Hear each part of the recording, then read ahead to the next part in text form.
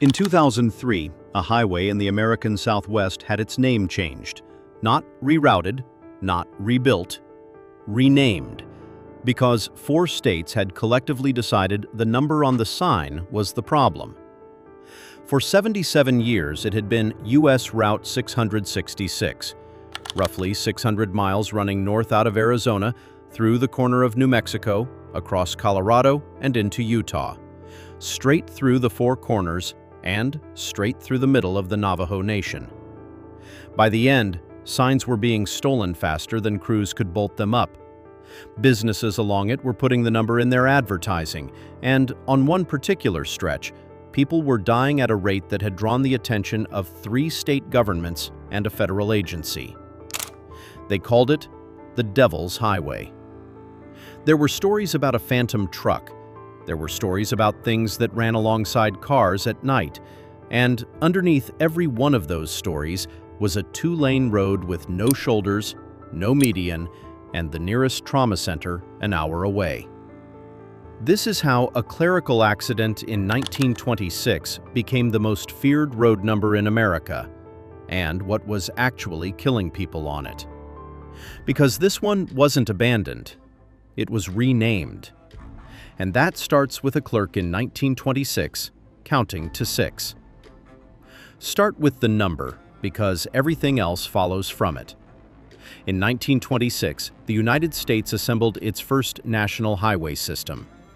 Before that, roads were named rather than numbered: the National Old Trails Road, the Lincoln Highway, the Ozark Trail, each promoted by a private association selling memberships to the towns along it. The federal system replaced all of it with a grid. Major east-west routes got even numbers, counting up as you moved south. US 2 near the Canadian border, US 90 near the Gulf. Major north-south routes got odd numbers, counting up as you moved west. US 1 on the Atlantic, US 101 on the Pacific. And then there were the branches. When a highway spurred off a major route, it got 3 digits. The last 2 identified the parent. The first digit was a counter. First branch, second branch, third, and so on. US 166 was the first branch of Route 66. US 266 was the second. US 366, the third. By the time the mapmakers reached the 6th branch of Route 66, the number the system produced was 666. Nobody chose it. Nobody in that room was thinking about the Book of Revelation. It was the 6th spur of the most famous highway in America, and the convention had no mechanism for skipping a number because it made someone uncomfortable.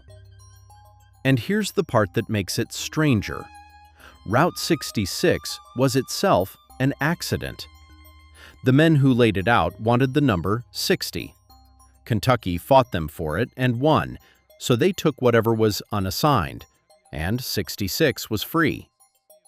So the chain runs like this. A businessman from Tulsa doesn't get the number he wants. He settles for 66. 77 years of American mythology attaches itself to that number. And its 6th branch, generated automatically by a counting system, becomes the most notorious road designation in the country. 2 arbitrary decisions in the same room in the same year.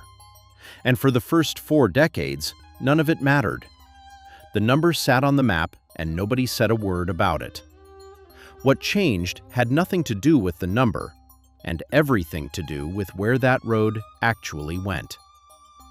The road itself was not remarkable. At its greatest extent, US 666 ran roughly 600 miles. It began in southeastern Arizona, ran north along the eastern edge of the state, crossed into New Mexico near Gallup, continued north through Shiprock, over the Colorado line into Cortez, up through Monticello, and ended in Utah. Most of that is high desert, sagebrush, mesa, red rock, and very long gaps between towns. But look at what it connected. because that's why it existed. It ran through the Four Corners, the only place in the United States where four states meet at a single point. It served the uranium, coal, and oil operations that boomed across the Colorado Plateau after the Second World War. It linked Gallup to Farmington to Cortez, three towns that were otherwise a very long way from anything.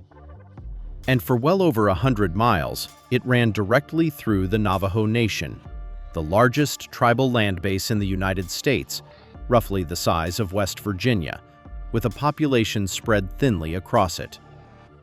For a great many people out there, 666 wasn't a curiosity. It was the only paved road to a hospital, a school, a job, or a grocery store.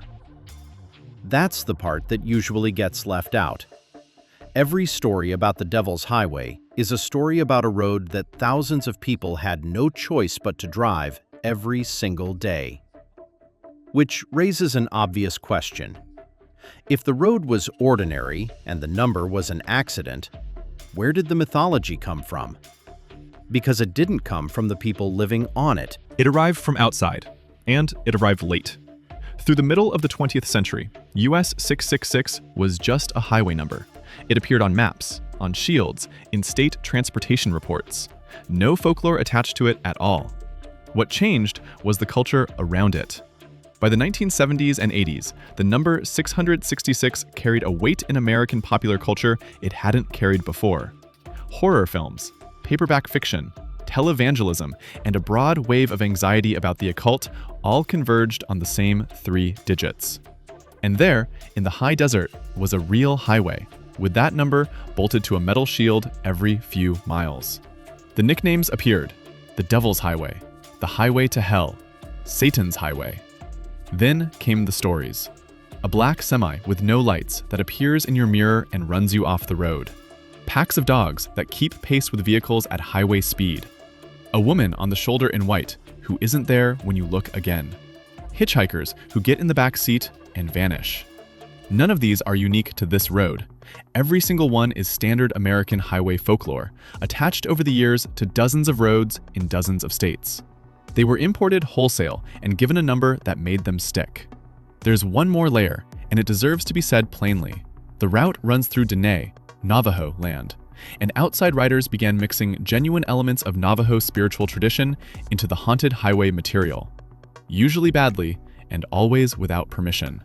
Traditions that are private, serious, and not meant as entertainment got flattened into roadside ghost stories to give the mythology a local texture it hadn't earned. The Devil's Highway was, to a very significant degree, a story told about a place by people who did not live there. But ghost stories alone don't make a road famous. Plenty of highways have legends nobody's ever heard. What happened to 666 was something else, and it happened in about 5 years. The stories had circulated locally and in paperback folklore collections for years without ever consolidating. What consolidated them was the arrival of the consumer internet in the mid-1990s. Highway folklore had always been oral, something you heard from a driver at a truck stop, told about a road 3 states away. It spread slowly and mutated constantly. Every retelling changed it. The internet did 2 things to that. It froze the stories in text, so they stopped mutating and started getting copied word for word. And it made them searchable, so a road number became a permanent index for every story ever attached to it. By the late 90s, there were dedicated pages cataloging the legends of Route 666.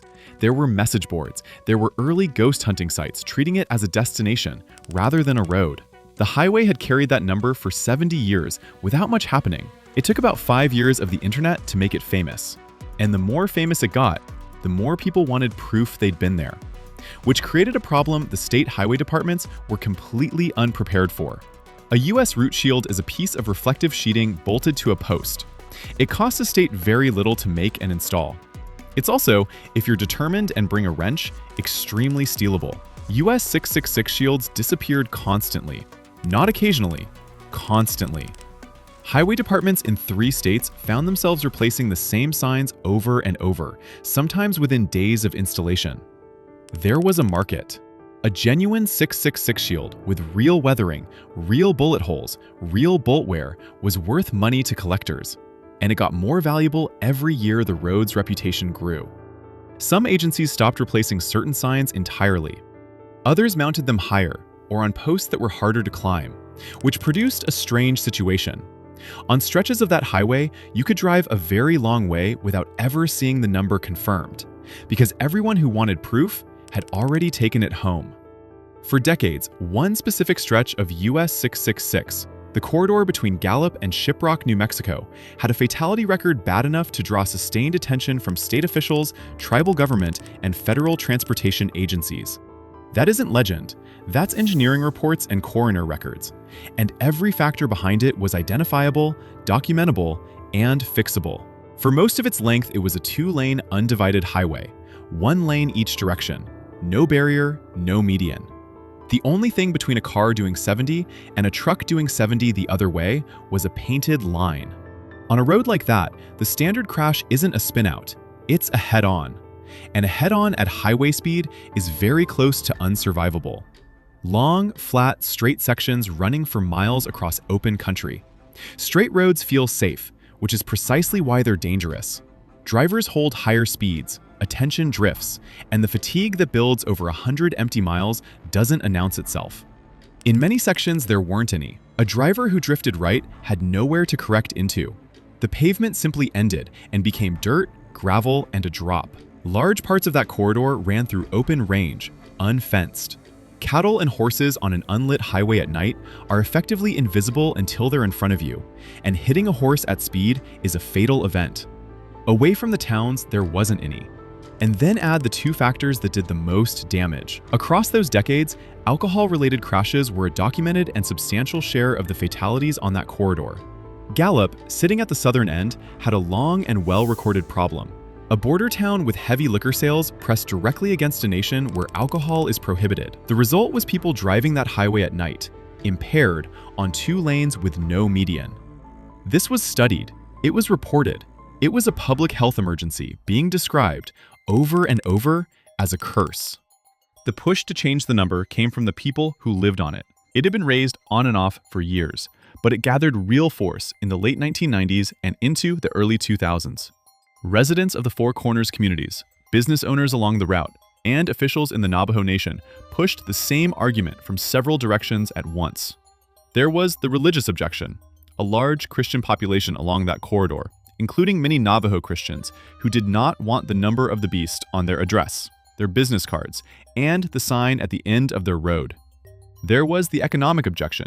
The region depends heavily on tourism, and a highway branded as satanic is not a straightforward asset when you're trying to attract families to the Four Corners. There was the practical objection. The signs kept vanishing, which meant a driver might genuinely not know what road they were on. And there was the argument that carried the most weight. Community leaders argued the mythology was actively preventing the road from being fixed by reframing a documented, funded, solvable safety failure as a supernatural one. Not everybody agreed. Some businesses had built their whole identity on the number. Motels, bars, roadside stops, all trading on it. Some people thought the road was a genuine tourist draw. Some simply objected to changing a 77-year-old designation over a Bible verse. They lost. In 2003, the American Association of State Highway and Transportation Officials, the same body that had deleted Route 66 18 years earlier, approved the renumbering. US 666 became US 491, and the new number followed exactly the same convention that produced the old one. 491 is a branch of US 91. There was no more meaning in it than there had been in 666. New Mexico, Colorado, and Utah changed their signs. Arizona had already renumbered its section years earlier, meaning that by the time the change went through, the Devil's Highway had been quietly getting shorter for over a decade. The old shields came down. Most of them, predictably, never made it to a scrapyard. The vote itself took minutes. What followed took years, and cost far more than anyone bolting up new signs expected. They rebuilt the road. In the years following the renumbering, the worst stretch, the corridor through northwestern New Mexico that had generated most of the fatality statistics, was progressively upgraded from a 2-lane undivided highway to a 4-lane divided one. That means a physical median, which means the head-on collision, the crash type responsible for the bulk of the deaths becomes structurally much harder to produce. It means real shoulders, so a driver who drifts has somewhere to go. It means improved intersections, better signage, rumble strips. None of that is dramatic. Nobody makes a documentary about a median, but as far as anyone can measure, it's what changed the outcome on that road. The renaming and the rebuilding happened close enough together that they're easy to confuse, and plenty of coverage has confused them, as though removing the number lifted something. It didn't. Concrete did. If you want the honest summary of this entire story, a road with a documented safety problem was widened, divided, and given shoulders, and the fatality rate responded exactly the way engineers expected it to. That's it. That's the whole exorcism. It runs the same alignment through the same country: Gallup, Shiprock, Cortez, Monticello. The mesas haven't moved.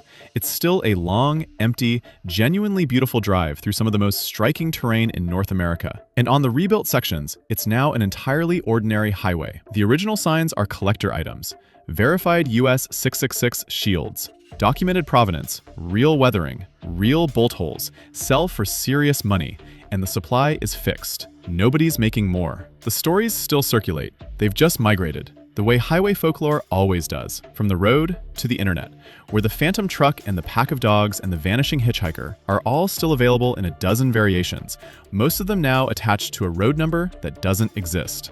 And the number itself was never anything at all. It was the 6th branch of Route 66, produced by a counting convention in 1926, on a road that happened to run to the corner of the country where 4 states meet.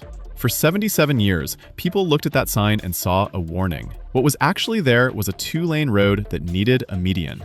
More erased roads on the channel. Subscribe if you want them.